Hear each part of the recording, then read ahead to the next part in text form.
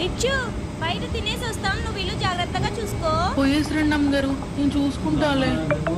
అయినా నేను సర్ది కూర సద్దనము తిని ఉంటాలే. సర్లే, నువ్వు మాతో పాటు రా.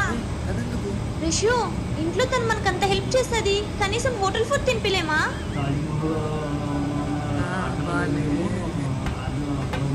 సార్ ఆర్డర్ ఒక చికెన్ బిర్యానీ. బటర్ నాన్. నాకు చెప్తే రాసుకో. దాంట్లో చికెన్, బటర్ మసాలా.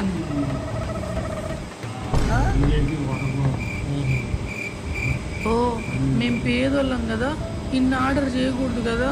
యాదో పెరుగన్నం పెట్టండి అమ్మా, తినిపోతాం.